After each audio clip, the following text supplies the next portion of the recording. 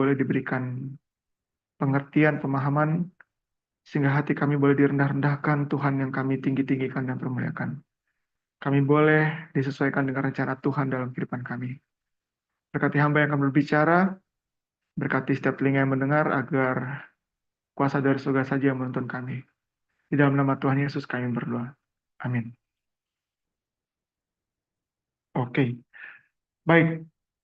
Malam ini kita akan belajar, atau sore ini kita akan belajar suatu pelajaran yang di sesi ini apa ya? Ini weekly atau bi-weekly ya? Saya kurang tahu persisnya. Tapi ini setiap hari Minggu ya, Bible Study, Sunday Bible Study gitu ya.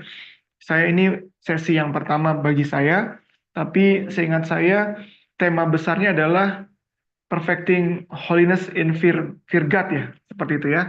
Dari ayat intinya 2 Korintus pasal 7 ayat yang ke-1, ayat pertama. Nah, malam hari ini saya akan mencoba untuk membagikan atau share apa yang sudah saya pernah pelajari dan pelajari lagi dari konteks ini. Mungkin tidak selengkap atau sebanyak yang harusnya kita bisa dapatkan karena waktu dan lain-lainnya. Mungkin narasumber yang lain atau di sesi yang lain juga bisa nanti ditambahkan.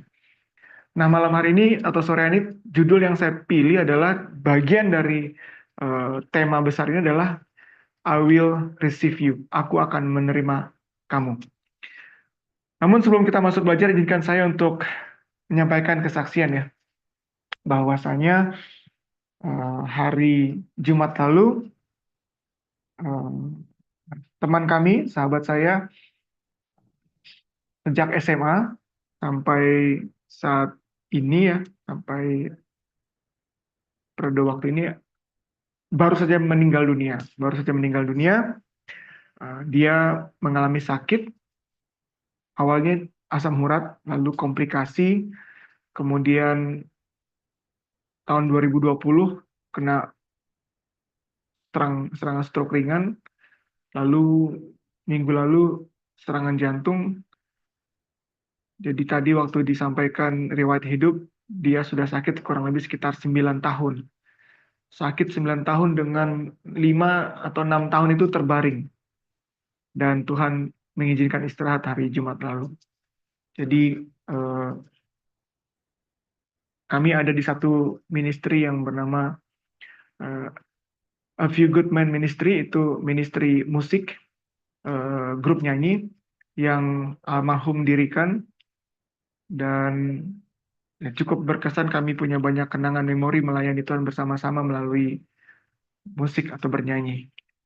Dan tadi waktu sore sekitar jam setengah 2 ya, jam 2 waktu Indonesia Barat, kita ada di tempat pemakaman di Menteng Pulo Jakarta, persis setelah jenazah diturunkan ke dalam kubur. Pada saat tukang mau menutup dengan tanah, hujan turun. Lalu orang-orang yang ada di sekitar saya bilang, wah pas ya, katanya, habis dikubur langsung hujan, kata gitu ya. Terus dia bilang, wah Ronald, nama teman saya ini Ronald luar biasa. Terus saya bilang ke mereka, saya bilang, yang luar biasa itu Tuhan. Tapi ini bukan pas sebenarnya. Kenapa? Saya bilang bahwa kita semua saat ini sedang diberikan sebuah pemandangan bahwa kematian dan hujan adalah dampak dari adanya dosa. Kita tahu sebelum ada dosa tidak ada kematian, dosa mendatangkan kematian, dan sebelum ada dosa tidak ada hujan di bumi, betul ya? Kejadian pasal berapa tuh? 2 ayat 5 kalau nggak salah ya. Bahwa sebelumnya tidak ada hujan di bumi. Tapi karena kejahatan manusia semakin banyak, kecenderungan manusia untuk berbuat jahat makin berkembang, Kejadian pasal 6 akhirnya Tuhan mendatangkan hujan ya ke bumi. Jadi saya tadi melihat bahwa kematian dan hujan menjadi satu pemandangan untuk kita diingatkan begitu jahat dosa itu, begitu keji dosa itu, dan akhirnya ada duka cita yang harus kita alami. Jadi itulah kesaksian yang boleh saya sampaikan sebagai pendahuluan bahwa kami di ministry grup nyanyi itu sedang berduka karena sahabat kami bahkan pendiri, dia juga coach pelatih kami untuk bernyanyi karena kami sebenarnya tidak punya bakat bernyanyi di grup, tapi dilatih dan akhirnya kita boleh sama-sama melayani Tuhan dalam memuji Tuhan di ministry itu. Baik, kita akan mulai. Satu ketika saya sedang mau berangkat kantor waktu saya tinggal di Bekasi, di Kota Harapan Indah. Tinggal di Bekasi di dekat Cakung namanya, nama apa ya, kompleks besarnya Kota Harapan Indah.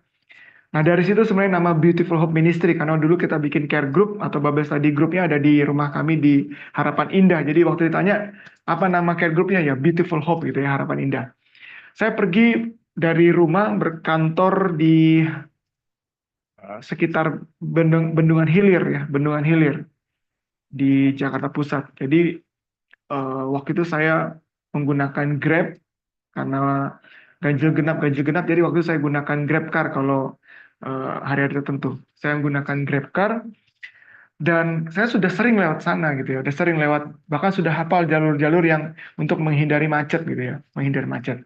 Jadi pagi itu saya bilang kepada driver Grab Car-nya, saya bilang, Mas, eh, nanti lewat sini ya, nanti lewat sini, karena saya sudah hafal, saya bilang, saya tiap hari kalau naik kendaraan pribadi, kalau naik kendaraan umum, Grab atau taksi, sudah tahu mana yang macet, bahkan dari jam-jam tertentu, kalau dari di titik sini sudah macet, berarti macetnya di sebelah situ, jadi kita sudah hafal, sudah 2-3 tahun lewat sini seperti itu. Jadi saya bilang nanti dari sini lewat sini saya arahkan. Tapi driver Grab ini nggak percaya sama saya gitu. Dia nggak percaya sama saya. Dia bilang, Pak, saya coba lewat sini ya. Ya terserah, tapi setahu saya biasanya di situ lebih macet. Oh enggak Pak, kayaknya enggak, saya coba lewat sini. Oh ya sudah, saya bilang silakan. Saya bilang ini pasti macet. Dan ternyata lewat situ macet, gitu ya. Karena saya pernah lewat situ macet. Nah, lalu saya bilang nanti di depan, saya bilang itu, Mas mendingan lewat sini aja, keluar dari sini gitu ya. Nanti supaya ketemu di jalan ini, karena ini macet terus sampai sini. Oh iya Pak. Tapi begitu sampai di titik yang saya bilang, dia lihat di Google Map, Pak, tapi kayaknya ini eh, kalau kita ke arah sini nggak terlalu macet. Saya coba sini, saya bilang itu kelihatannya aja, tapi pasti macet itu. Dia pendek tapi lama sekali macetnya. Dia nggak percaya lagi sama saya gitu ya. Dia nggak percaya lagi sama saya. Lalu dia teruskan jalan yang dia pilih dan membuat cerita ini lebih singkat. Yang biasanya saya 1 jam, paling lama 1,5 jam, itu saya sampai 3 jam baru sampai di tempat kerja di kantor. 3 jam gitu ya. Nah, setelah perjalanan itu dia sudah mulai menggerutu gitu ya, menggerutu, dia kesal karena dengan bayaran yang nilainya seperti itu dia dia harus 3 jam gitu. Sampai di parkir kantor saya bilang, Mas, lain kali saya bilang gitu, kalau ada orang yang sudah pengalaman saya bilang gitu ya, Mas ikut dengar, jangan jangan percaya sama diri atau coba-coba lagi saya bilang gitu. Kenapa? Karena akhirnya Mas muter-muter tuh saya bilang itu, buang waktu, buang energi dan kita 3 jam. Tapi jangan khawatir nanti saya coba berikan tambahan karena Mas mungkin bensinnya lebih lama dari seharusnya ya bensin lebih banyak dikonsum digunakan lebih dari waktunya. Saya nanti kasih tips lah supaya dia senang hatinya nggak begitu kecewa dengan jalan yang lalui. Nah dari cerita itu seringkali kita juga sebagai manusia, gitu ya, sebagai manusia kita coba untuk tidak percaya sama Tuhan dalam menjalani hidup gitu ya, dalam menjalani kehidupan kita sementara ini. Sering tidak mempercayai Tuhan. Mungkin lidah kita atau mulut kita I believe in you, tapi in reaction dalam perilaku kita coba untuk menggunakan kebiasaan atau hal-hal yang kita anggap ini lebih baik atau lebih benar. Nah, pelajaran yang akan kita pelajari malam hari ini sebenarnya adalah guidance, adalah panggilan nasihat untuk kita mau ikut jalan yang Tuhan sudah sediakan, Tuhan berikan. Kalau disebut jalan, berarti itu sesuatu yang menghantarkan kita dari satu titik untuk ada di titik yang lain. Jalan dari Jakarta ke Surabaya, artinya jalan itu berfungsi untuk menghantarkan kita dari satu tempat ke tempat yang satu, dari Jakarta sampai ke Surabaya. Jadi waktu Yesus bilang, aku adalah jalan, kebenaran dan hidup, jalan itu adalah, Yesus itu adalah sesuatu media yang menghantarkan kita dari satu titik kepada kebenaran dan hidup. Gitu ya. Jadi kalau tidak lewat jalan itu, ya nggak akan sampai kepada kebenaran dan hidup. Kurang lebih seperti itu. Oke, baik. Kita lanjutkan. Saya mau tanya kepada kita semua, boleh respon dengan open mic, yang apa-apa juga. Pertanyaan saya seperti ini. Di Alkitab, apa atau seperti apa hubungan kita dengan Tuhan digambarkan? Digambarkan seperti apa di Alkitab, ya, hubungan kita dengan Tuhan. Ya, seperti apa digambarkannya? Seperti ini dan ini dan ini. Boleh share. Oke. Anak dan bapa, yes, betul. Seperti anak dan bapa. Ada lagi? Tubuh dan kepala. Thank you. Pernikahan ayah dan kakak, pasangan, ya betul. Kita mempelai wanita, dia mempelai pria, gitu ya. Ada lagi yang lain? Ada lagi yang lain? Anak, bapak, kepala dan tubuh, mempelai pria, mempelai wanita, hamba dan tuan. Terima kasih. Hamba dan tuan.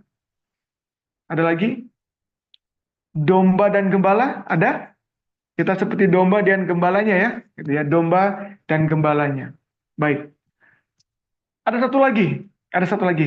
Murid dan guru, terima kasih. Murid dan guru, betul, ada juga di murid dan guru. Ada juga pohon, ya boleh. Pohon dia dia pokoknya, pokok dari pohon kita rantingnya, gitu ya. Pokok anggur kita rantingnya. Amin, puji Tuhan, terima kasih. Ladang dan tuan ladang. Oke, baik, kita ladangnya, lalu ada yang pemilik ladang. Terima kasih, puji Tuhan, responnya.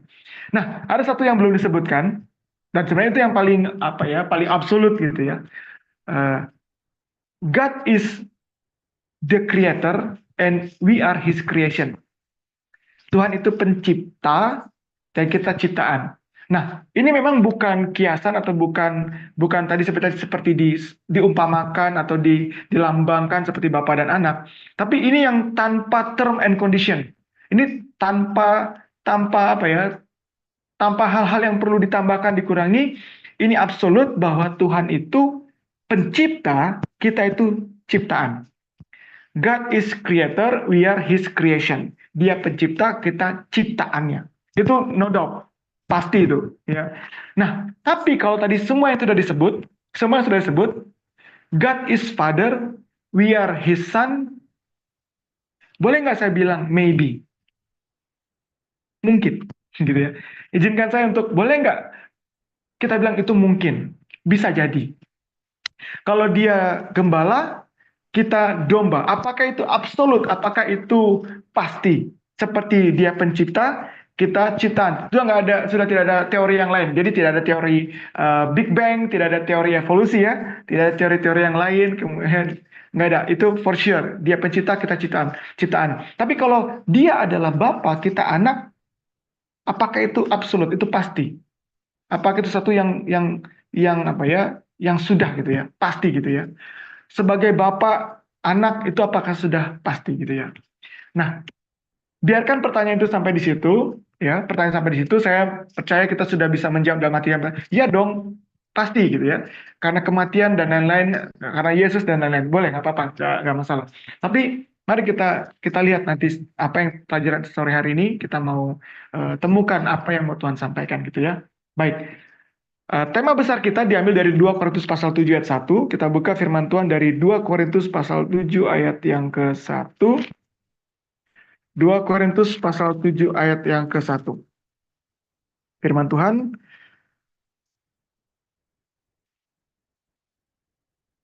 saudara-saudaraku yang kekasih, kata gitu ya, saudara-saudaraku yang kekasih, karena kita sekarang memiliki janji-janji itu. Jadi memiliki janji, ya.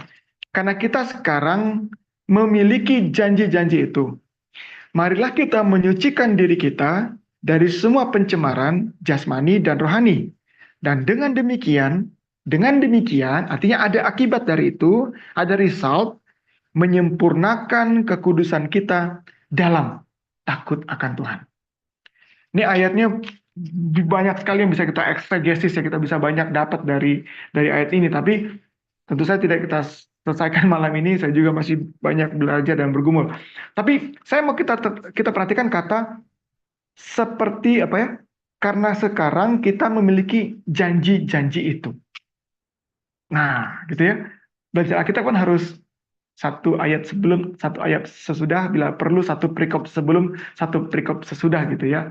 Line upon line gitu. Here the little, there a little gitu ya. Nah, mari kita lihat apa sih janjinya? Apa sih janjinya Tuhan tadi? Gitu ya. Nah, janjinya tentu saja ada di ayat sebelumnya gitu ya.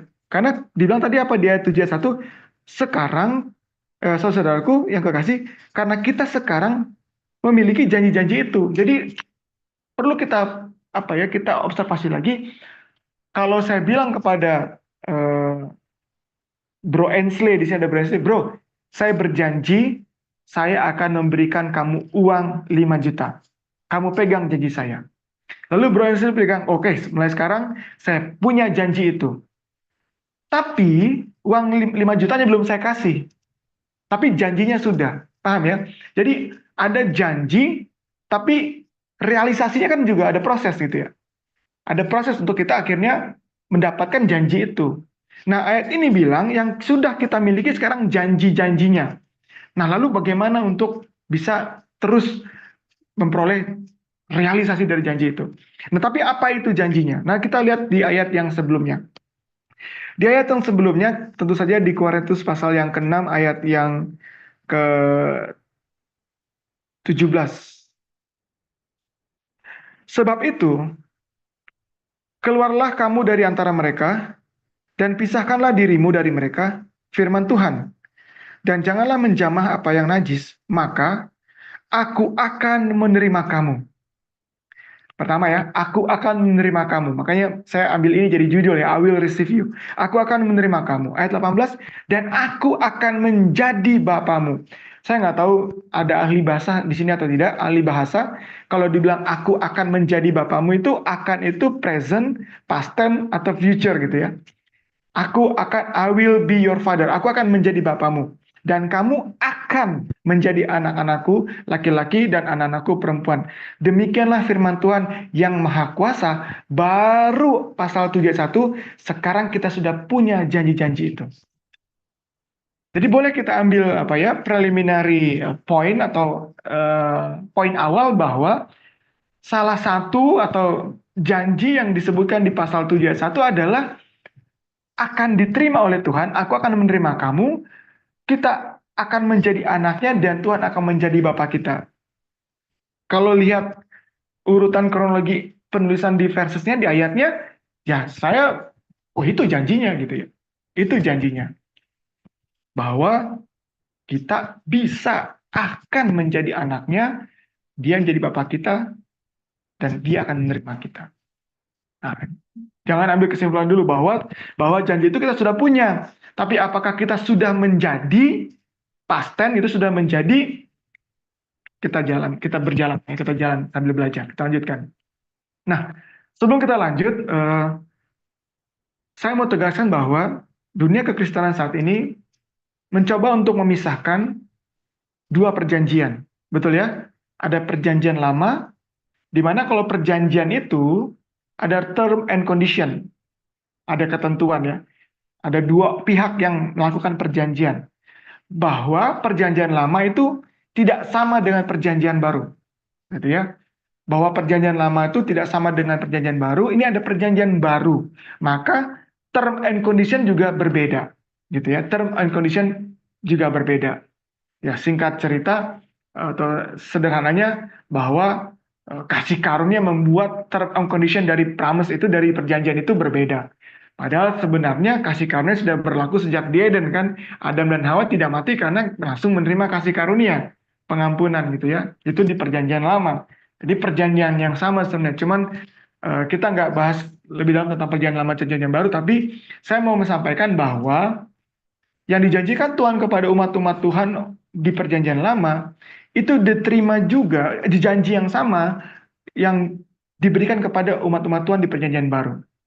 Dan kalau itu diterima juga kepada umat-umat Tuhan di Perjanjian Baru, maka itu juga diterima kepada kita, orang-orang yang hidup di zaman ini atau di zaman akhir. Oke?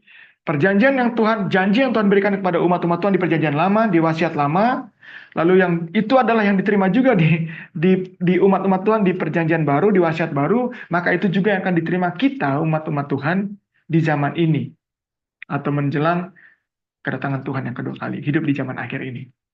Galatia pasal 3 ayat 29. Mari kita buka Galatia pasal 3 ayat yang ke-29.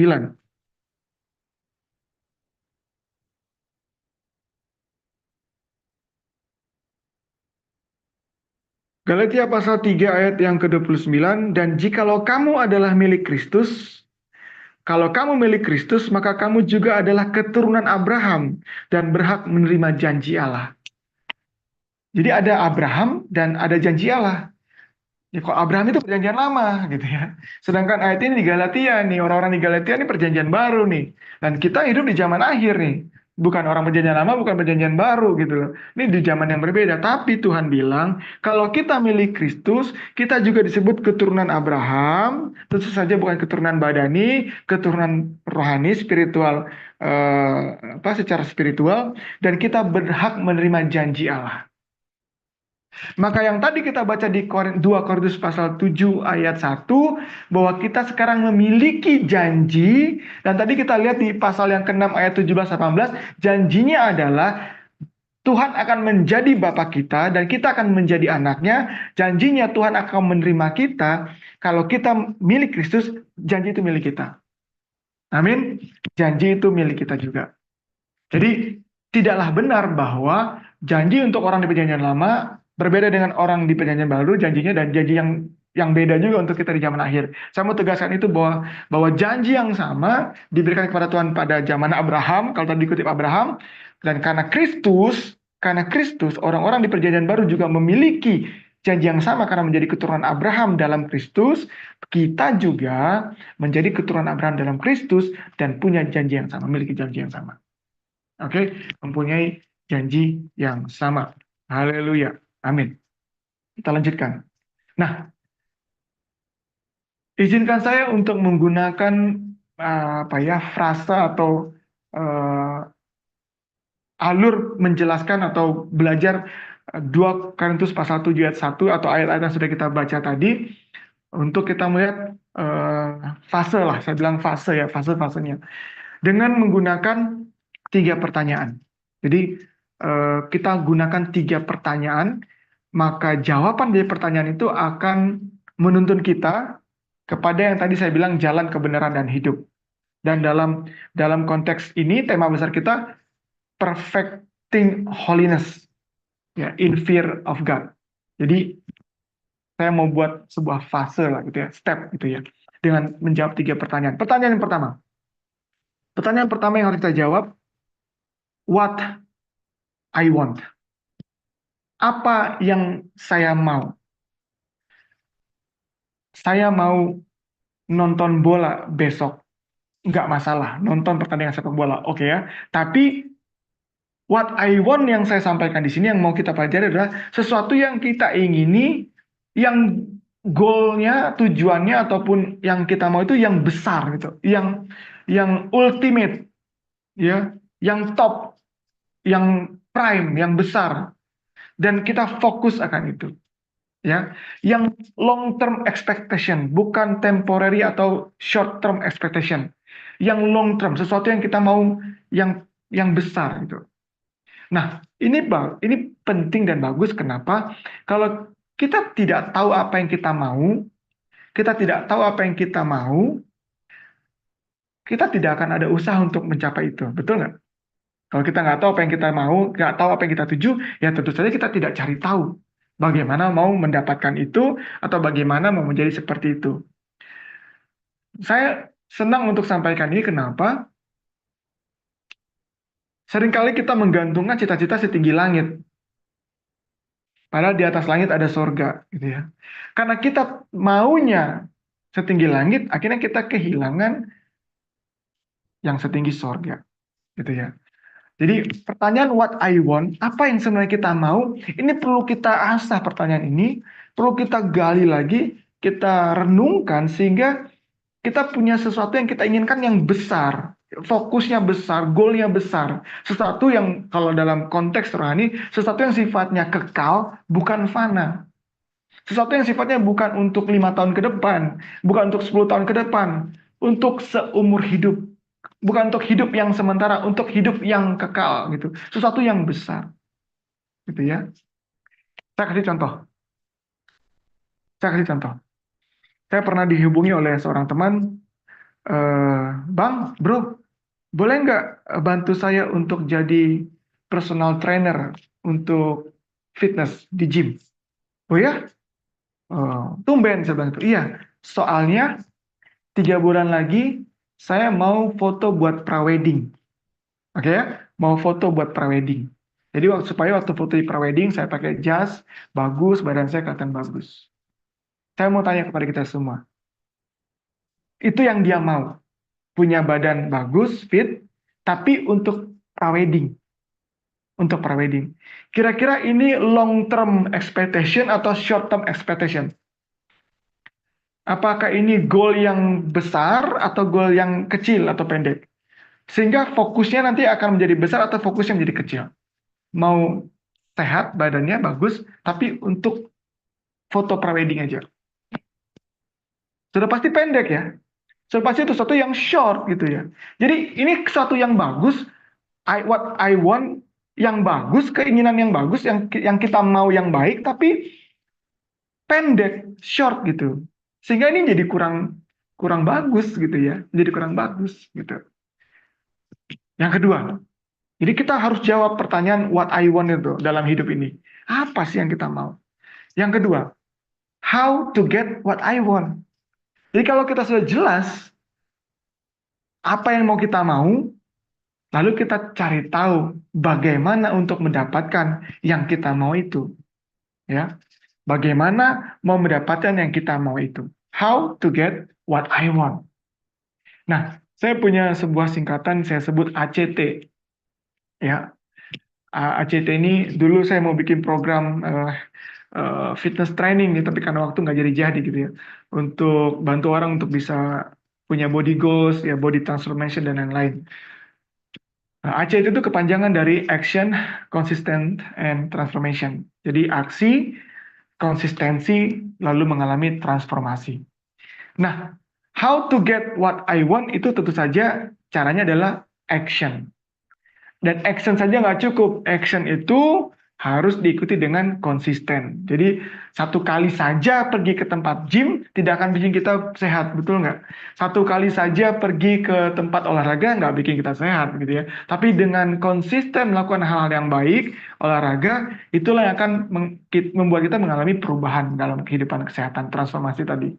Ya, ya. Jadi kalau pertanyaannya tadi orang tadi ya, teman saya tadi mau punya badan fit untuk prawedding, caranya adalah dengan pergi berolahraga ke gym. Mendapatkan badan yang sehat, yang bagus, tidak akan terjadi tanpa aksi pergi ke gym. Gitu ya. Jadi setelah kita tahu what I want, kita sekarang tahu how to get what I want. Bagaimana caranya? Mau punya badan bagus, olahraga, jaga makanan, dan lain-lain ya. Untuk kita semua mungkin sudah familiar dengan istilah New Start. Gitu ya. Boleh dengan cara New Start. Ya, nutrition, exercise, water, sunlight, temperance, air, rest, and plasinka. Kita boleh pakai itu. Itu how-nya, itu caranya untuk mendapatkan apa yang kita mau. Dalam konteks yang tadi, ilustrasi yang tadi adalah kesehatan. Oke, sudah 2 pertanyaan kita jawab. What I want, how to get what I want. Nah, yang ketiga ini yang akan saya coba malam hari ini atau sore ini, petang hari ini yang coba saya mau promosikan, saya propose kepada kita semua. Yaitu adalah, pertanyaan yang ketiga adalah, why I want? Why? Kenapa? Saya sering sebut ini dengan sebutan, kalau kita tidak punya strong why, maka kita tidak akan mengeksekusi how yang tadi sudah kita define. How, bagaimana yang tadi, cara-cara tadi yang sudah kita temukan. Untuk mendapatkan apa yang tadi kita inginkan, mau, want. Jadi pertanyaan yang ketiga adalah why I want it. Ini adalah bahan bakarnya. Gitu. Ini adalah bahan bakarnya. Kenapa mau olahraga? Kenapa mau sehat? Kalau hanya untuk bisa foto prawedding bagus, nggak strong dia. Kalau hanya supaya punya konten untuk posting di TikTok, IG, kurang kuat itu alasannya. Saya pernah lagi olahraga di gym, ketemu dengan seorang bapak, ternyata satu umur dengan saya. Dia berasal dari Papua, ada dua orang, satu lagi dari Toraja, orang Toraja, tapi mereka tinggal di Papua. Ternyata yang satu itu adalah calon bupati di satu daerah, saya lupa nama daerahnya. Yang satunya lagi adalah yang orang Toraja adalah ketua DPRD dari partai tertentu di sana. Lalu mereka olahraga di gym, lalu saya berkenalan, saya tanya tinggal di mana? Tinggal di hotel, di gym itu ada hotel. Lalu saya tanya berapa lama tinggal di sini? Karena menunggu hasil rapat untuk pemilihan dan lain-lain mungkin sekitar 1 bulan kata dia. Oh sekitar 1 bulan mungkin lebih oke. Kemudian beberapa waktu keesokan harinya saya tidak bertemu mereka lagi. Kemudian nanti 4 hari lagi baru saya ketemu mereka lagi. Kadang ketemu pagi, kadang ketemu sore di tempat latihan di gym. Artinya tidak sering. Namun ada satu kesempatan saya bertanya kepada salah satu dari antara mereka. Saya bilang, Pak C, saya bilang gitu. Kenapa olahraga? Dia bilang, ya ini terlalu banyak makan daging katanya. Ya terlalu banyak makan daging, jadi mau kasih kecil perut katanya, mau kasih kecil nih perut kata kita, mau kasih perut kecil katanya. Oh kasih perut kecil saya bilang. Iya. Sudah turun berapa kilo? Dia bilang itu. Udah 2 minggu belum turun katanya, belum turun gitu ya. Karena memang saya lihat tidak tiap hari latihan atau tidak dengan secara teratur periode gitu ya. Terus saya bilang, boleh nggak saya kasih masukan? Iya. Alasannya nggak kuat, saya bilang gitu. Hanya mau kasih kecil perut gitu. Tapi kan iya bagus supaya perut kita nggak terlalu gendut, gitu kan supaya rata gitu. Bagus. Iya tapi itu alasannya nggak kuat. Makanya jarang latihan dan makannya nggak diatur. Makan sembarang kan? Iya makan sembarang. Gue sih bilang, kalau gitu apa alasannya? Saya tanya, punya anak? Dia bilang punya. Berapa? Ada 2. Masih kecil ya. Untuk anak itu bisa menjadi pribadi yang independen, mandiri, tidak butuh bantuan orang tua lagi, tidak perlu di guidance lagi. Kira-kira umur berapa anak itu kita bisa lepas, mandiri, independen, dewasa itu? Ya mungkin sekitar umur 20, 21 lah kita baru bisa ya percaya diri untuk lepas mereka. Berapa tahun lagi itu untuk bisa sampai ke sana, untuk bisa sampai anak itu kita bisa lepas mandiri tanpa pertolongan orang tua yang sangat intens gitu ya. Ya mungkin sekitar 15 sampai ya bisa 15 sampai 18 tahun lagi karena masih kecil anak-anak kan. Oke. Saya bilang berarti 15 sampai 18 tahun itu Pace harus hidup baru dia mulai berhenti. Oh ya juga ya. Pace harus hidup karena kalau tidak hidup bagaimana mau tetap membimbing, menuntun, menafkahi, memberi makan, ya membesarkan sampai umur itu. Betul harus hidup. Jangan KTP-nya seumur hidup. Oh iya betul juga. Nah untuk hidup itu sekarang ini harus sehat. Ya nggak bisa nanti mau lihat dia nikah atau iya mau lihat dia menikah ya datang dengan kursi roda dan lain-lain betul kan? Oh iya. Jadi sekarang alasannya Pak C untuk berolahraga adalah lebih kuat, lebih besar supaya sampai 15-20 tahun lagi masih bisa datang ke pesta nikah anak nanti, masih bisa lihat lulus sekolah, masih bisa. Oh iya betul kata gitu. Sekarang saya mau tanya, mana lebih kuat alasannya? Mau kasih kecil perut atau mau 20 tahun lagi masih sehat dan hidup? Oh, yang ini alasan lebih kuat. Nah, untuk itu rajinlah olahraga, kemudian kontrol makanannya. Singkat cerita, yang biasanya saya ketemu mereka cuma seminggu 1-2 kali, ya setiap hari sekarang saya ketemu mereka gitu di gym gitu ya. Pagi khususnya. Kalau nggak ketemu pagi, ketemu malam. Dan kita tukar nomor handphone kalau mau latihan bareng boleh. Dan mereka ada sekitar sampai 1,5 bulan ada di Jakarta waktu itu. Dan sebelum mereka pulang ke Papua, mereka ketemu, terakhir pamit, kita foto, saya tanya, sudah turun berapa? Oh, Puji Tuhan gitu ya. Kita suruh turun 6 kilo, kita suruh turun yang satu, kita suruh turun 5 kilo. Puji Tuhan ada progres gitu ya. Karena sekarang mereka lebih rajin latihan olahraga, mereka menjaga makannya, kemudian karena punya alasan yang kuat. Jadi, what I want akan membuat kita menemukan how to get what I want, tapi kalau kita tidak punya why I want it, kita cenderung nggak bergerak. Kita harus punya alasan yang kuat untuk kita bisa mencapai apa yang kita mau dan melakukan caranya tadi how-nya. Nah, kembali kepada 2 Korintus pasal 7 ayat 1, kembali kepada 2 Korintus pasal 7 ayat 1, kita akan melihat di sini ya, mana atau apa yang menjadi want ya, yang mau kita mau, mana yang menjadi how, bagaimana untuk mencapai itu, dan mana yang menjadi why. Supaya ini boleh terjadi gitu. Perfecting holiness in fear of God ini supaya dia terjadi gitu ya. Mari kita buka lagi 2 Korintus pasal 7 ayat yang ke-1. Ya. Kita baca 2 Korintus pasal 7 ayat 1. Saudara-saudaraku yang kekasih, karena kita sekarang memiliki janji-janji itu, marilah kita menyucikan diri kita dari pencemaran jasmani dan rohani, ya. Dan dengan demikian menyempurnakan kekudusan kita dalam takut akan Allah. Dari 2 kalimat ini boleh kita share sama-sama di sini, boleh ambil respon. Yang mana yang how, yang mana yang what, yang mana yang how to be, yang mana yang what to be. Yang mana yang bagaimana supaya menjadi, dan yang mana yang mau menjadi apa dari ayat ini. Boleh nggak saya suggest ini ya? Bahwa marilah kita menyucikan diri kita dari semua pencemaran jasmani dan rohani. Ini adalah how to be. Karena apa? Karena dengan demikian, dengan melakukan itu, dengan menyucikan diri kita dari semua pencemaran jasmani dan rohani, dengan demikian, dengan melakukan itu, ini akan menyempurnakan kekudusan kita dalam takut akan Allah. Ini akan menjadi to be-nya. Ini adalah result-nya. Ya, kalau kita pakai metode tadi, ini adalah what we want-nya. Ini adalah goal-nya. Jadi kita sudah bisa lihat di ayat ini, saya menyarankan menggunakan periskop ya. Periskop ini bahwa tujuan kita adalah untuk sampai kepada kesempurnaan kekudusan. Perfecting holiness. Kita akan sampai kepada kesempurnaan kekudusan dalam takut akan Allah. Nah, untuk bisa sampai kepada itu, caranya adalah, how to be-nya adalah menyucikan diri kita dari semua pencemaran jasmani dan rohani. Itu how-nya.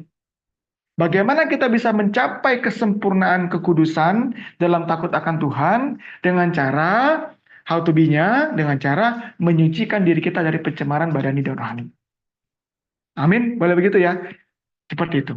Nah, sebelum kita jawab why to be-nya atau alasannya, izinkan saya untuk sharing apa yang disampaikan oleh firman Tuhan Alkitab untuk kita bisa menyucikan diri, membersihkan diri ya dari pencemaran badani dan jasmani. Ada beberapa tips dari Alkitab, saran dari Alkitab, nasihat dari Alkitab, guidance, petunjuk yang perlu kita bisa ikuti ya. Yang pertama, ini ada 1 2 3 4 5 ya.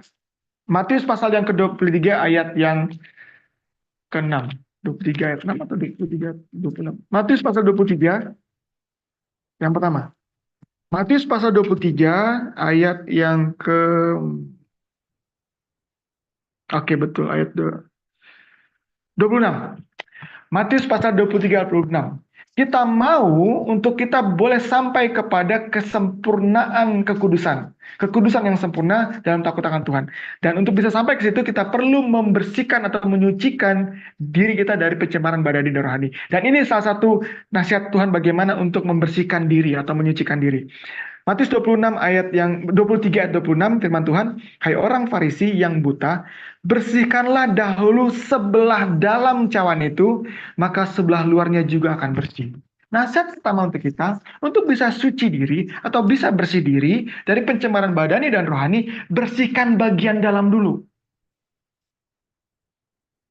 Karena kita cenderung jatuh kepada hal kondisi kita mau kelihatan bersih luarnya.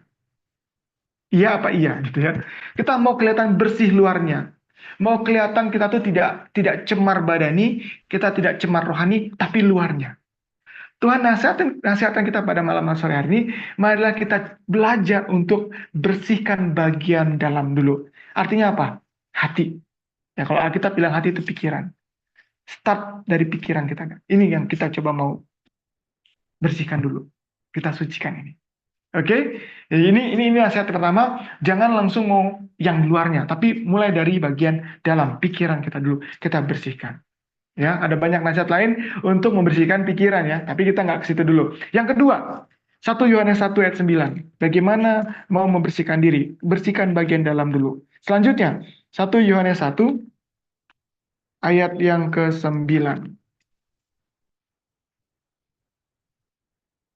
1 Yohanes 1 ayat ke-9, firman Tuhan, kita familiar dengan ayat ini. Jika kita mengaku dosa kita, maka ia adalah setia dan adil, sehingga ia akan mengampuni segala dosa kita dan menyucikan kita dari segala kejahatan. Kejahatan ini sudah pasti pencemaran badani dan pencemaran rohani. Amin. Dan bagaimana kita bisa dibersihkan dari segala kejahatan? Katanya apa tadi? Kalau kita mengaku dan minta ampun. Dan kalau Tuhan mengampuni, itu bagian atau salah satu atau proses Tuhan membersihkan kita. Haleluya. Jadi pertama, bagian dalam dulu. Yang kedua, mengaku, minta ampun, sehingga Tuhan mengampuni. Dan ini adalah proses bagaimana Tuhan, katanya tadi apa? Menyucikan kita dari apa? Dari segala kejahatan. Yang kedua, ayat yang ke-7. Kita mundur. Ayat yang ke-7. Pasal yang sama, 1 Yohanes 1 ayat yang ke-7. Tetapi jika kita hidup di dalam terang, sama seperti Dia ada di dalam terang, maka kita beroleh persekutuan seorang dengan yang lain, dan darah Kristus, anaknya itu, menyucikan kita daripada segala dosa. Jadi nasihat yang kedua, hidup dalam terang, bukan di luar terang. Kasih karunia menyelamatkan kita, memberikan kepada kita kesempatan untuk meninggalkan kehidupan yang gelap, untuk hidup di dalam terang. Bukan berarti kasih karunia menyelamatkan kita dan mengizinkan kita untuk tetap hidup dalam kegelapan. No, tidak.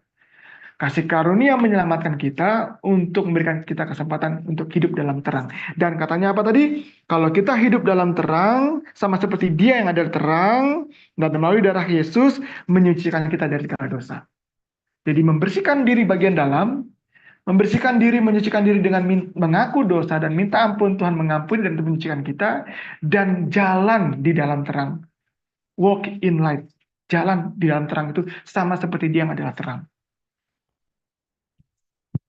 Ada seorang pendeta, kalau tidak salah di Afrika, kalau nggak salah di Zimbabwe, atau lupa nama daerahnya. Ini pernah masuk berita.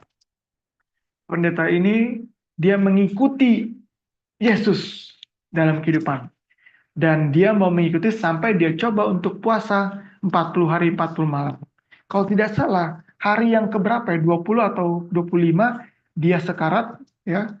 Lalu dia akhirnya dibawa ke rumah sakit karena betul-betul tidak makan sama sekali selama itu. Dan singkat cerita dia meninggal.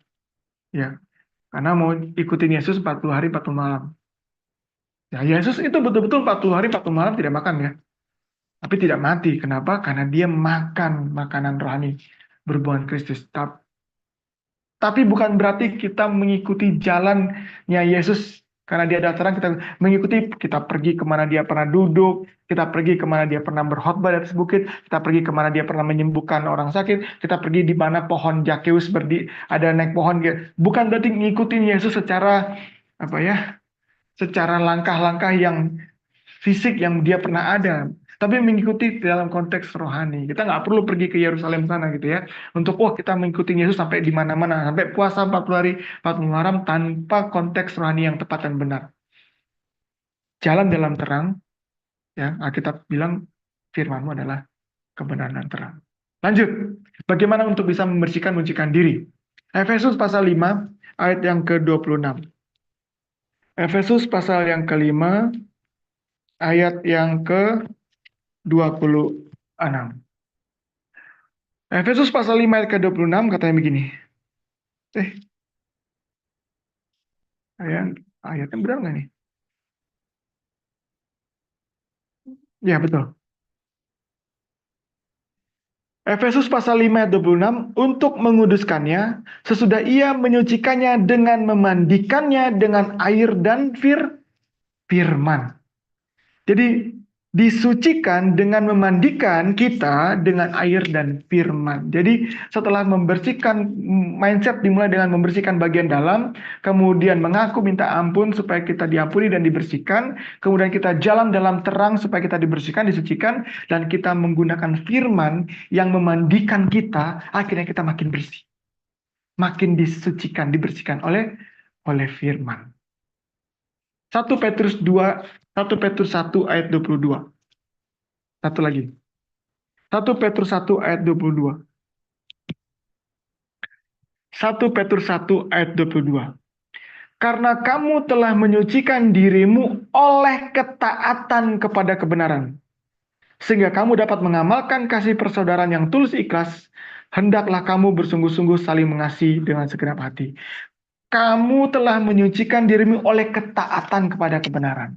Membersihkan diri mulai bagian dalam, membersihkan diri dengan mengaku dosa minta ampun, membersihkan diri dengan jalan dalam terang itu, membersihkan diri dengan mandi oleh firman Tuhan, membersihkan diri dengan taat kepada kebenarannya, ada firman dan hukum Tuhan. Itu how to be-nya.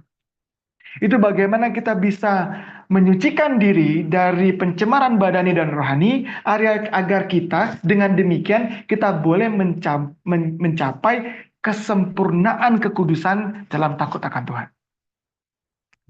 Nah, sama seperti yang tadi, tidak akan olahraga, tidak akan mengeksekusi how-how-nya, cara-caranya untuk mendapatkan yang kita mau kalau tidak punya alasan yang kuat. Nah, sekarang kita ke bagian terakhir. Why to be? Apa alasan kuatnya? Yang tadi kita baca, sudah kita baca. 2 Korintus pasal 6 ayat yang 17 dan yang ke-18. Kita baca lagi ya, biar ini jadi makin kuat pada kita, menjadi alasan kuat. 2 Korintus pasal 6 ayat 17 dan 18. Sebab itu, keluarlah kamu dari antara mereka dan pisahkanlah dirimu dari mereka, firman Tuhan. Dan janganlah menjamah apa yang najis. Maka, ini janjinya, aku akan menerima kamu, dan aku akan menjadi bapamu, dan kamu akan menjadi anakku laki-laki dan anakku perempuan. Demikianlah firman Tuhan. Dan inilah janji yang telah kita terima. Teman-teman orang muda, dan mungkin ada Bapak Ibu yang ikut bersama dengan kita saat ini. Janji ini harus jadi alasan kuatnya kita. Tujuan kita yang paling kita rindukan adalah menjadi anaknya Bapa. Bapa menjadi anak, Bapa menjadi, Tuhan menjadi Bapa kita. Kita diterima oleh Tuhan. Ini harus ada terus di pikiran kita. Ini harus terus ada di pikiran kita. Ini harus kita besar-besarkan dalam hidup kita. Harus kita besar-besarkan ini, harus kita gembur-gemburkan ini. Tuhan akan menerima kita. Tuhan akan menjadi Bapa kita dan kita menjadi anaknya. Ini harus menjadi alasan yang kuat supaya kita bisa sampai kepada kesempurnaan kekudusan dalam takut akan Tuhan, dan akhirnya kita mau membersihkan diri kita dari pencemaran badani dan rohani. Tanpa alasan yang kuat, yang how-how tadi nggak akan kita lakukan. Akhirnya kita tidak sampai kepada kekudusan yang sempurna. Ya, firman Tuhan bilang, kejarlah kekudusan, karena tanpa kekudusan kamu tidak akan bertemu dengan Bapa. Oh, saya mau jadi kudus. Tapi kalau mau saja tidak cukup, harus ada how-nya, bagaimana gitu. Ya, kita mulai dengan menerima kasih karunia, pengampunan, mengaku dosa, membersihkan dari dalam, kemudian jalan dalam terang. Karena orang yang sudah diselamatkan tidak mungkin tetap jalan dalam kegelapan, dia jalan dalam terang. Lalu dia mandi firman, lalu dia taat kepada kebenaran, karena Yesus adalah kebenaran. Dia taat kepada kebenaran. Itu akan kita lakukan dengan pertolongan Tuhan melalui kuat kuasa dari kasih karunia itu. Tapi nggak akan pernah kita pikirkan, karena keinginan kita, alasan kuat kita tergantikan dengan alasan-alasan yang lain Pengen banget nih bisa liburan ke Jepang gitu ya. Pengen banget nih punya kesempatan bisa jalan-jalan keliling Eropa. Pengen banget nih, pengen punya ini, pengen punya mobil merek ini, pengen punya karir sampai level ini, pengen punya tabungan sampai senominal ini. Alasan-alasan ini mentok sampai di langit aja. Tapi kalau alasan yang kuat seperti diterima oleh Tuhan menjadi anaknya, ini harus menjadi alasan yang kuat untuk kita bisa memisahkan diri kita dari pencemaran badani dan rohani. Sebagai penutup saya mau tambahkan seperti ini. Kata receive di dalam 2 Korintus pasal 6 ayat yang ke-17, aku akan menerima kamu, I will receive you. Kata receive ditulis dengan bahasa Greka, tulisannya esdekomai. Kata dasarnya dekomai, tapi ada esdekomai. Yang artinya dalam kamus bahasa Yunani artinya take hold of. Jadi waktu Tuhan bilang aku akan menerima kamu, I will take hold of. Hold, dia terima, tapi yang hold, apa artinya hold? Tahan, teguh, dipegang terus gitu ya. Nah, kita boleh mengaku kalau kita sudah diterima oleh Tuhan, tapi kita sering keluar lagi. Kita nggak yang di hold sama Tuhan. Ingat, Tuhan tidak pernah memaksa. Waktu Tuhan bilang take hold itu, ada peranan kedua belah pihak. Yang satu mau memegang, yang kalau dalam bahasa Yunaninya, dalam kamus bahasa Yunani juga SD komen juga berarti take with hand gitu ya.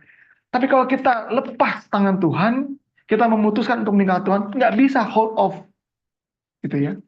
Jadi perlu untuk aku menerima kamu seolah-olah Tuhan yang menerima action part partinya adalah Tuhan, tapi untuk bisa diterima oleh Tuhan ada peran kita untuk menghantarkan diri kepada Tuhan dan nggak pergi lagi dari Tuhan. SD komai, take hold, jangan keluar lagi dari situ. Jangan keluar lagi dari alasan kuat tadi kita sudah baca. Jangan keluar lagi dari cara-cara yang Tuhan sudah haunya tadi. Dan jangan keluar lagi dari tujuan yang tadi. Perfecting holiness, kesempurnaan dalam kekudusan. Jangan keluar lagi dari situ. Jangan punya cita-cita lagi yang lain. Jangan punya goal-goal yang lain. Boleh mau jadi dokter, mau jadi pengacara. Boleh punya cita-cita, tapi cita-cita yang utama, ultimate goal-nya. Yang tadi saya bilang, long term investment-nya, long term expectation-nya harus itu. Itu. Kalau yang lain kalah nanti dia. Dan akhirnya kita bisa tidak take hold of, kita bisa terlepas. Jadi bukan Tuhan yang I will not receive you, tapi kita yang tidak datang pada Tuhan sehingga Tuhan tidak bisa menerima kamu. Definisi yang kedua menarik. Kebalikannya, bukan kebalikan, tapi sinonim, tapi dalam kata yang menggunakan frasa yang sisi negatif, perspektif yang berbeda lah ya. Begini, kata SD komai atau receive menerima juga berarti not refuse, tidak menolak. Jadi waktu Tuhan bilang I will receive you, aku menerima kamu, berarti aku tidak menolak kamu. Ayat terakhir, mari kita buka Matius pasal 7, ayat 21 dan 23 sampai 23. Matius pasal 7, boleh sedikit lagi ya, sedikit lagi. Matius pasal 7, ayat 21 sampai 23. Matius pasal 7, ayat 21 sampai 23. Bukan setiap orang yang berseru kepadaku, Tuhan, Tuhan, ya mungkin kalau dalam konteks pelajaran ini, Bapak kita udah merasa sebagai anaknya, dan kita sudah menganggap dia sebagai Bapak, Tuhan, Tuhan akan masuk dalam kerajaan surga, melainkan dia yang melakukan kehendak Bapakku yang di surga.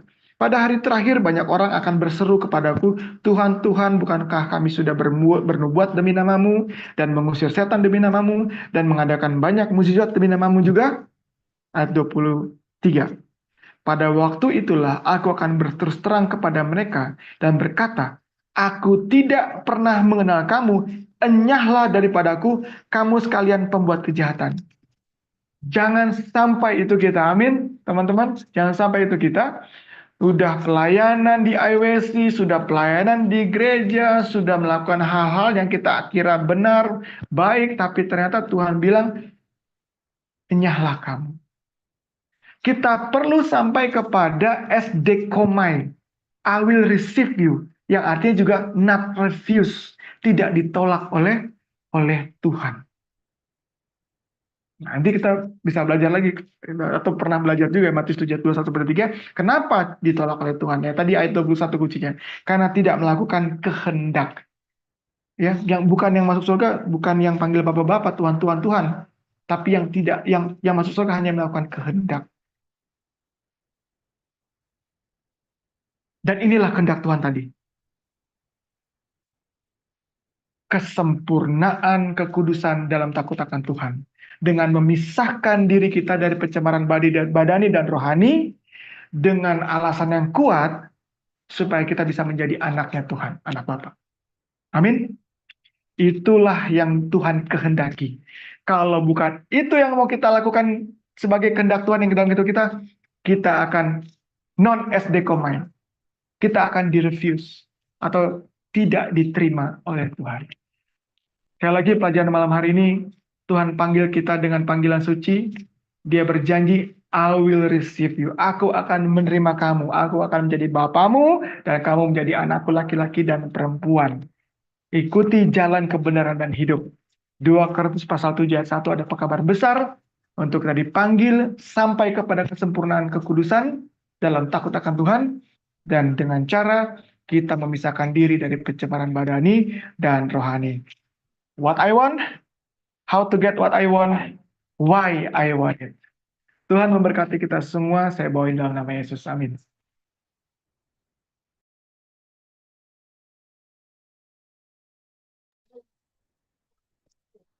Amin, puji Tuhan. Terima kasih Kak Raymond yang sudah membawakan materi pada malam hari ini.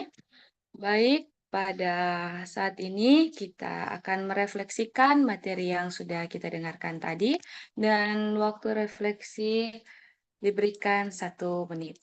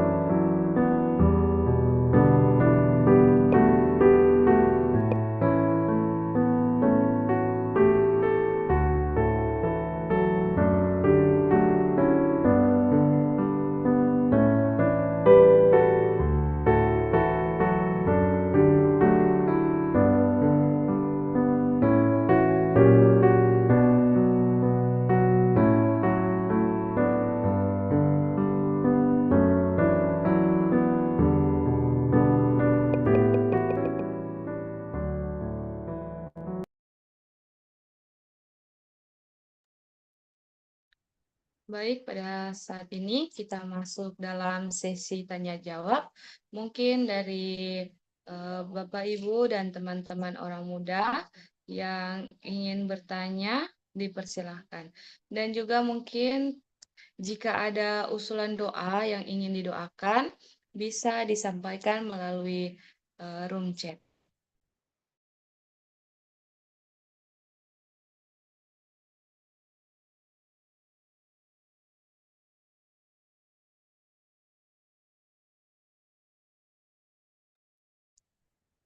Oke, ada dari Kakak atau Ibu Wina Tobing pertanyaan.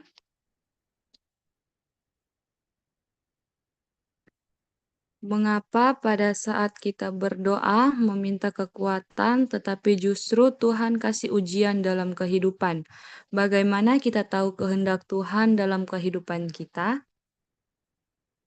Mungkin dipersilakan kepada Kak Raymond untuk menjawab pertanyaan yang ada di room chat.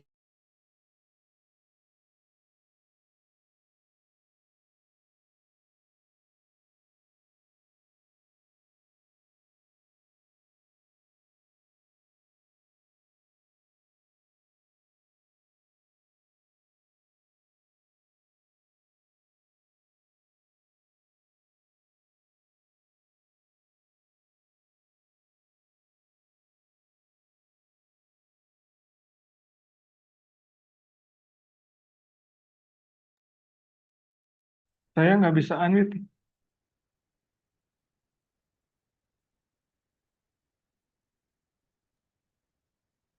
Halo, Kakak Indah, boleh minta tolong Kak Raymond nggak Oke, bisa unmute. ini sudah?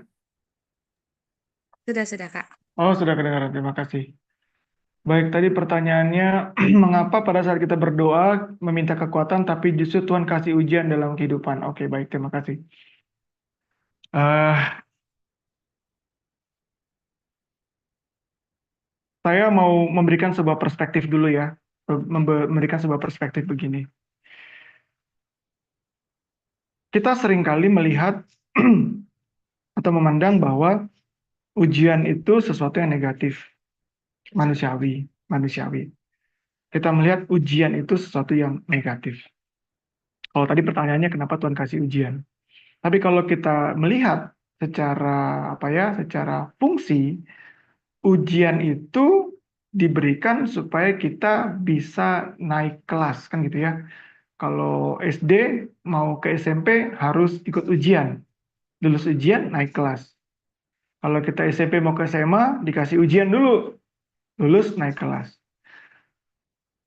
Kita perlu punya perspektif positif bahwa bila ujian itu datang atau Tuhan izinkan ada ujian, nah Tuhan memberikan ujian, kalau bahasa manusia Tuhan memberikan ujian kepada kita, berarti goalnya adalah Tuhan mau kita naik kelas, gitu ya.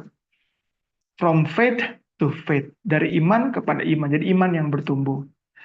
Kepada from glory to glory, dari satu kemuliaan kepada kemuliaan yang lain, bertumbuh. Kemuliaan juga versi Alkitabnya adalah karakter yang bertumbuh dari satu karakter kepada karakter yang lain.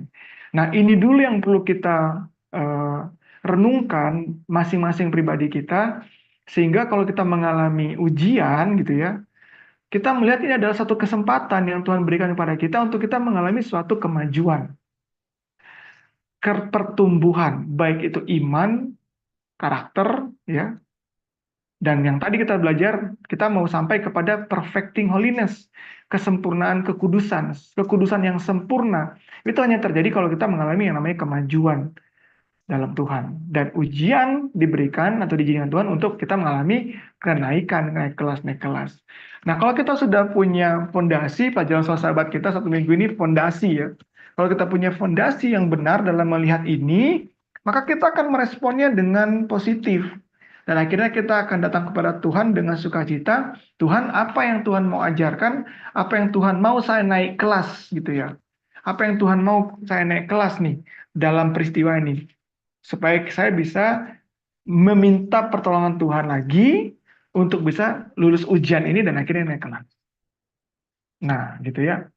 Kalau kita bilang Tuhan saya mau jadi orang yang sabar, tapi nggak pernah datang tuh latihan untuk menjadi sabar. Bisa nggak kesabaran itu terpoles? Kesabaran itu dilatih, gitu ya. Kebetulan saya eh, melatih fitness gitu ya, atau saya fitness lah ya. Otot itu hanya bisa berkembang kalau dia diberikan tekanan. Setelah dia diberikan tekanan, dia meresponnya, lalu dengan istirahat dan nutrisi dia akan berkembang. Ya, hidup atau iman kita juga seperti itu, gitu. Perlu diberikan perangsang untuk kita akhirnya bisa bertumbuh, bertumbuh, bertumbuh. Kurang lebih seperti itu pandangan positif yang kita perlu punya dalam menyikapi setiap ujian yang Tuhan izinkan datang pada kita. Maka nanti pertanyaannya adalah pertanyaan positif. Wah, ada ujian nih, Tuhan, apa nih yang akan terjadi nih? Lalu saya harus bagaimana nih? Ini kayaknya ini pasti ujian. Saya mau naik kelas apa lagi nih? Ada pertemuan iman apa nih yang saya akan alami nih? Bila mana Tuhan memegang tangan saya dan saya pegang tangan Tuhan dan melalui ujian ini. Seperti itu. Jadi itu yang bisa saya jawab. Yang pertama adalah perspektif kita yang kita harus ubah dalam melihat kalau ujian itu datang, gitu ya. Mungkin itu dulu yang bisa saya jawab. Terima kasih Bang atas jawabannya. Terima kasih. Tuhan berkati. Ada Pertanyaan yang kedua, juga. Bang.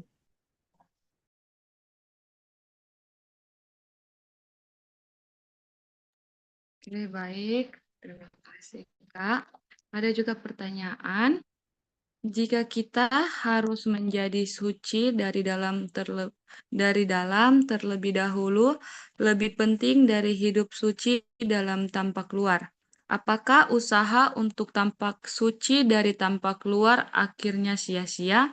Apakah lebih baik benar-benar tidak melakukan hal-hal rohani sama sekali daripada nampak suci dari luar saja? Mungkin saya kirimkan ke Kak Raymond.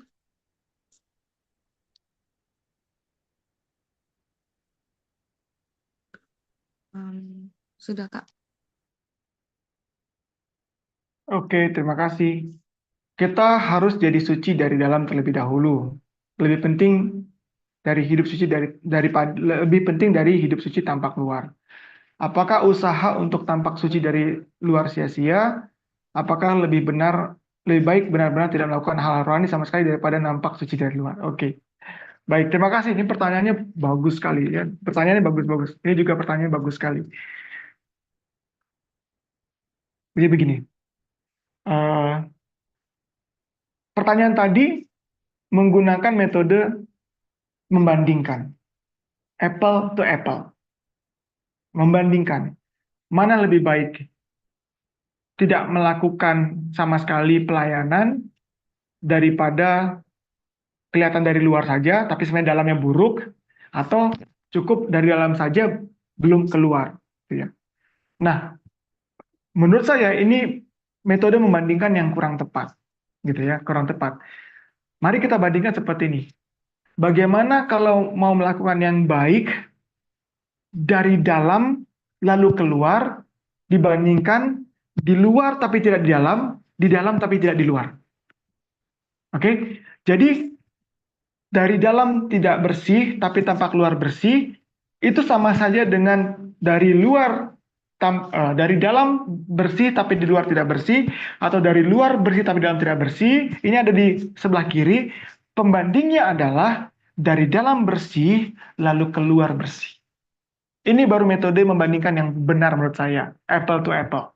Ya, jadi mana yang lebih baik? Yang lebih baik adalah bersih dari dalam dan terbawa keluar.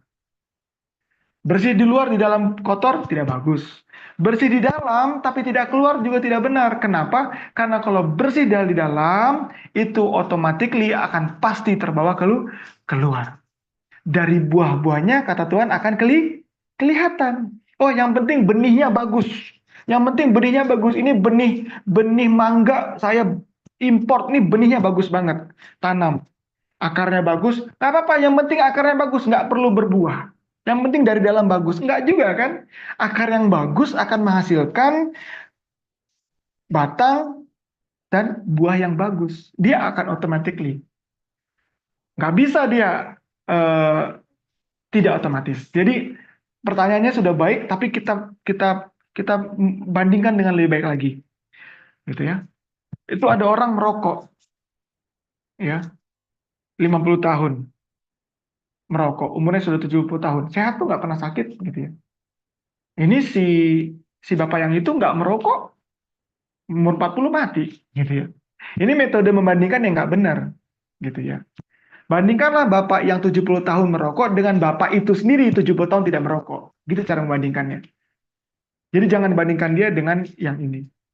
Bandingkan saya yang merokok dengan saya yang tidak merokok. Jangan bandingkan saya yang merokok dengan yang tidak merokok. Atau saya yang tidak merokok dengan yang merokok. Gitu ya. Nah, jadi sama dengan tadi, mana yang lebih bagus, mana yang lebih baik? Lebih baik bersihkan dari dalam. Kalau dari dalam, dari itu berarti ada tujuannya. Dari dalam akan keluar. Gitu. Kalau dari luar dulu, kecenderungnya salah karena tidak punya fondasi yang bagus dari dalam. Paham ya? Semoga itu bisa menjawab.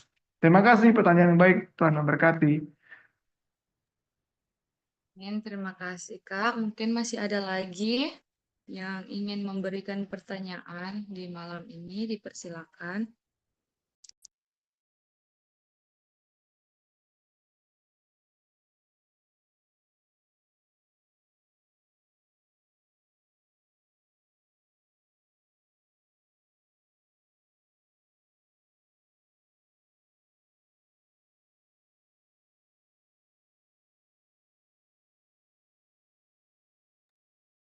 Oke, baik kalau sudah tidak ada, kita akan mendengarkan closing statement dan sekaligus doa tutup yang akan dibawakan oleh Kak Raymond. Dipersilakan. Baik, terima kasih untuk kita semua. Mungkin closing statement-nya adalah panggilan untuk kita semua. Saya memberikan proposal. Saya memberikan proposal kepada kita semua. Saya berikan usulan kepada kita semua. Saya tidak mau saya tidak mengajak kita untuk menghapus semua alasan-alasan hidup kita yang ada saat ini. Apakah itu pendidikan, apakah itu pekerjaan, apakah itu yang lain-lain. Saya tidak mau mengajak kita menghapus itu. Tapi saya mau memberikan usaha untuk mengajak untuk kembali merenungkan alasan kita hidup sampai saat ini itu apa. Dipikirkan lagi. Dan itu seharusnya alasannya adalah kita menerima janji yang sudah diberikan dan janji itu direalisasikan. Apa? Kita diterima oleh Tuhan menjadi anak dan Tuhan menjadi Bapa. Sehingga itu alasan kuat itu boleh memacu kita untuk melakukan yang Tuhan sarankan dalam kehidupan kita yang tadi sudah kita pelajari. Ya, Tuhan memberkati kita semua. Saya berharap dan berdoa kita semua akan sampai kepada kesempurnaan kekudusan sesuai janji Tuhan. Ya, sesuai janji Tuhan. Pegang janji Tuhan dan nanti boleh bertemu dengan Tuhan sama-sama di sorga dan langit bumi yang baru. Mari kita berdoa. Bapa di surga, kami bersyukur dan berterima kasih sungguh sangat luar biasa. Kepada kami orang berdosa, hina, penuh dengan cacat ini ya Tuhan. Tuhan berikan janji yang tidak sepatutnya, tidak sepantasnya. Yaitu menjadi anak Tuhan. Engkau menjadi Bapa kami